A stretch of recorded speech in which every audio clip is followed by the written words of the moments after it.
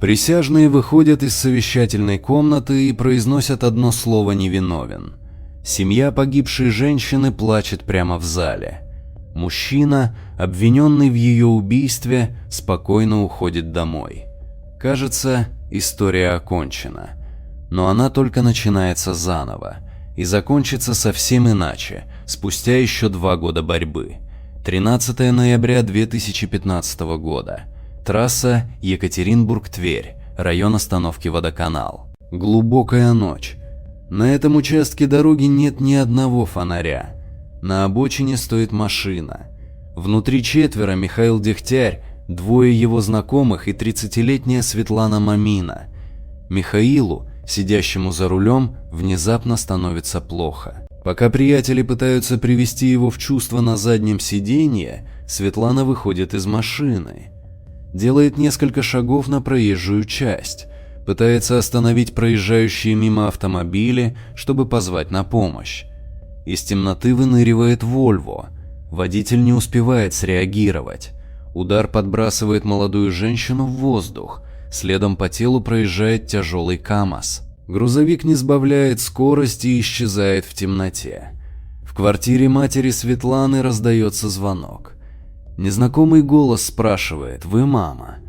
Получив подтверждение, сообщает о гибели дочери. В соцсетях под фотографиями Светланы появляются первые комментарии. Люди пишут, что она разбилась насмерть пару часов назад. Обсуждают, что мужчина рядом выжил, а она погибла мгновенно. Картина напоминает обычное лобовое столкновение. Но факты говорят о другом. Светлана и Михаил не были в браке. Женщина развелась в начале 2015-го и одна воспитывала 2 детей. На месте трагедии полиция находит только обломки пластика и следы торможения. Никто из 3 мужчин в машине не может назвать номера сбивших ее автомобилей. Первое впечатление – обычный дорожный несчастный случай. Но это только первое впечатление. Осмотр трассы показывает, здесь нет ограждений, нет пешеходных переходов, а машины проезжают этот участок каждую минуту. В полной темноте любая фигура на асфальте становится видна водителю только за секунды до столкновения. Криминалисты собирают на дороге осколки пластика. По ним позже определят марку первой машины – Volvo. Траектория падения Светланы указывает, ее отбросило прямо под колеса следовавшего за легковушкой большегруза. Полиция ищет свидетелей. Мужчина, оказавшийся той ночью на остановке, вспоминает: поведение 3 друзей Светланы показалось ему странным. Причина выясняется быстро. Компания возвращалась из Екатеринбурга, где купила запрещенные вещества.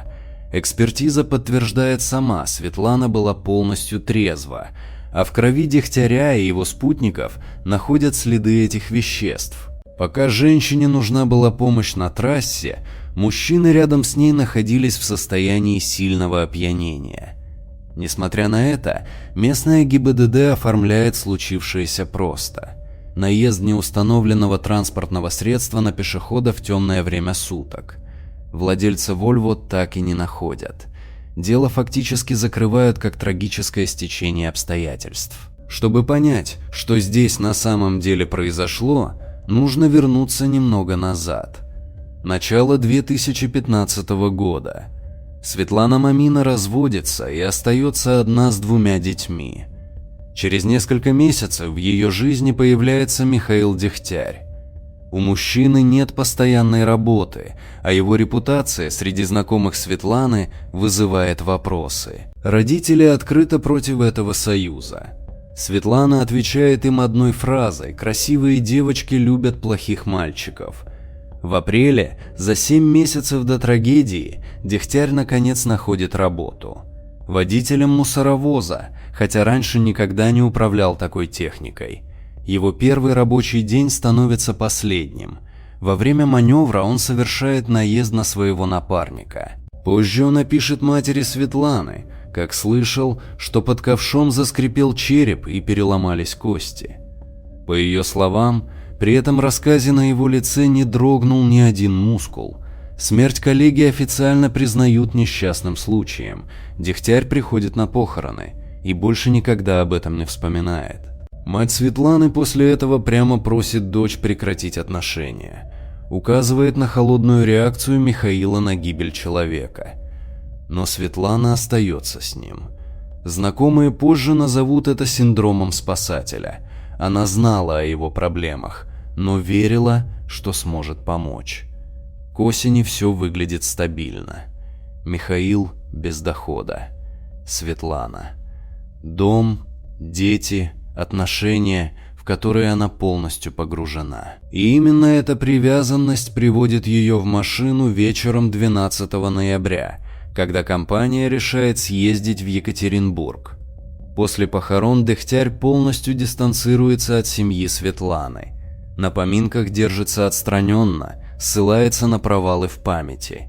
Вскоре прекращает любые контакты с ее матерью. Заводит новые отношения. Начинает жизнь с чистого листа. Пока семья погибшей оказывается разрушена. Судьбу двоих детей решают в частном порядке. Старшего забирает родной отец. Младшую дочь Настю берет к себе сестра Светланы, Людмила. Из-за сильного внешнего сходства девочка быстро привыкает к новой семье и вскоре начинает называть Людмилу мамой. 4,5 года в Красноуфимске проходят тихо. Дело считается окончательно забытым. А затем, весной 2020 года, Людмиле звонит подруга. И этот звонок переворачивает все, что семья знала о той ночи. Оказывается, в городе давно ходит другая версия событий. Свидетели, годами молчавшие из страха перед Дегтярем, начинают делиться подробностями в частных разговорах. Людмиле сообщают главное: Светлана оказалась на проезжей части не сама, ее вытолкнули под колеса намеренно. На следующее утро она подает заявление. Дегтяря задерживают, его спутников снова вызывают на допросы. Спустя 5 лет статус дела официально меняется. Теперь это не дорожный инцидент, а умышленное убийство. На повторных допросах приятели Дегтяря признают, их прежние показания были попыткой самосохранения. Теперь они рассказывают другую версию. Конфликт в машине начался сразу после выезда из Екатеринбурга. Дегтярь, находясь в состоянии ломки, хотел немедленно употребить купленные вещества за рулем. Светлана, понимая опасность, требовала передать ей руль. Она была единственной трезвой в машине. Ссора переросла в затяжную агрессию. К моменту остановки у водоканала его поведение уже описывают как неконтролируемую вспышку гнева. И в новых показаниях момент гибели Светланы окончательно теряет статус случайности. Свидетели подтверждают, Дегтярь дождался появления встречных фар и совершил осознанный толчок, рассчитанный так, чтобы у водителя Volvo не осталось шансов среагировать. На основании этих показаний следствие предъявляет ему обвинение в умышленном убийстве. И вот здесь, прежде чем идти дальше, я хочу, чтобы вы поняли одну вещь.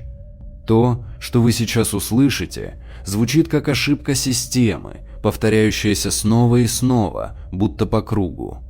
Если вам интересно узнать, чем закончилась эта многолетняя борьба одной сестры против бесконечных пересмотров, отмен приговоров и оправдательных вердиктов, подпишитесь на канал прямо сейчас, потому что дальше начинается самая долгая юридическая карусель, которую я когда-либо разбирал на этом канале.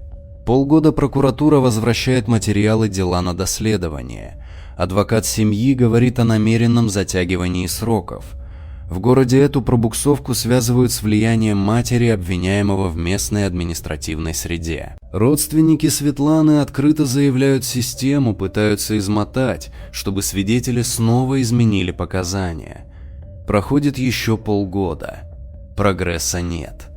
Прокуратура продолжает указывать на недостаточную доказательную базу, ведь у следствия нет ни камер, ни биологических следов, только слова двух свидетелей. Дегтярь, чувствуя шаткость обвинения, требует суда присяжных. Прокуратура, боясь оправдательного приговора по тяжкой статье, меняет тактику, заменяет статью об умышленном убийстве на куда более мягкую – причинение смерти по неосторожности.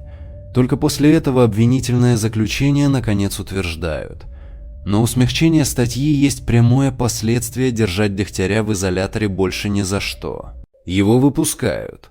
Сначала под домашний арест, затем под запрет определенных действий.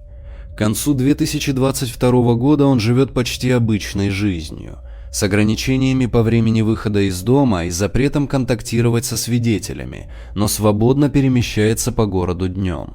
В конце 2022 он оказывается на скамье подсудимых Первоуральского суда, уже по мягкой статье. Приговор 2 года ограничения свободы. И вот тут случается юридический абсурд, который сложно объяснить простыми словами. Срок давности по этой статье – всего 2 года. С момента событий на трассе прошло 7 лет. Дегтяря освобождают от любого реального наказания автоматически. Он покидает здание суда без конвоя.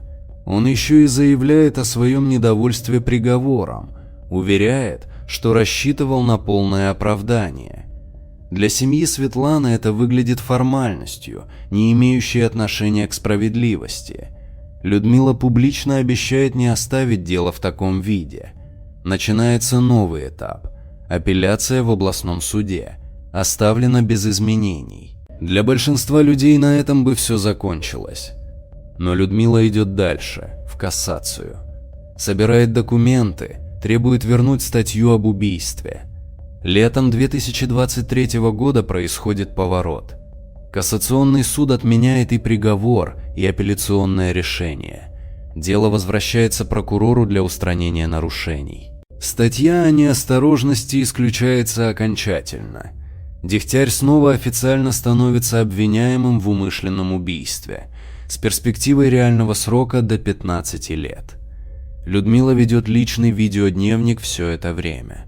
На кадрах, которые она публикует, видны следы бессонных ночей и постоянного напряжения. Она говорит, буквально всю ночь проревела, утром еле открыла глаза. Но не пропускает ни одного заседания. Материалы дела переписывают. Действия Михаила теперь официально квалифицируют как преднамеренные. Толчок был совершен именно в момент максимальной опасности, когда встречная машина находилась уже совсем рядом. Дегтярь снова оказывается в суде. На этот раз с участием коллегии присяжных. Примечательная деталь, которую позже не раз упомянут в новостях коллегия, полностью состоит из женщин. Обвинение опирается на показания 2 свидетелей, подтверждающих факт толчка. Защита делает ставку на отсутствие видеозаписей и на то, что ключевые свидетели в ту ночь сами были в состоянии опьянения. Дегтярь настаивает, мотива не было, никаких разногласий с Светланой той ночью тоже не было, а она якобы сама шагнула под машину. И присяжные, вопреки ожиданиям обвинения, выносят вердикт «невиновен». Не просто не доказано. Присяжные полностью исключают сам факт того, что Дегтярь совершил хоть какое-то действие против Светланы. Судья по закону не может оспорить решение коллегии. Приговор оправдательный. Он покидает здание суда абсолютно свободным человеком. Для Людмилы и родителей Светланы это худший момент за все годы борьбы. В российской судебной практике отменить оправдательный вердикт присяжных – практически невозможная задача. Но Людмила не останавливается. Юристы находят зацепку «возможно». Во время процесса на присяжных оказывалось недопустимое психологическое воздействие. Она разворачивает кампанию в соцсетях и СМИ, привлекая внимание к деталям, которые проигнорировал первый процесс. И происходит нечто, что по статистике почти никогда не случается. Вышестоящий суд находит основания для отмены оправдательного приговора. Дело направляют на новое, уже 3-е по счету рассмотрение, с другим составом судей и присяжных. Август 2024 года. Зал заседаний снова полон. Дегтярь заходит с той же уверенной, легкой походкой. На вопрос о раскаянии журналистам отвечает резко, вины не признает, извиняться не намерен. Но атмосфера в зале другая. Обвинение учтя ошибки прошлого процесса, представляет доказательства максимально жестко, не давая подсудимому шанса снова манипулировать вниманием присяжных. Новая коллегия отвечает на главный вопрос иначе: да, виновен, и добавляет принципиальную формулировку: снисхождения не заслуживает.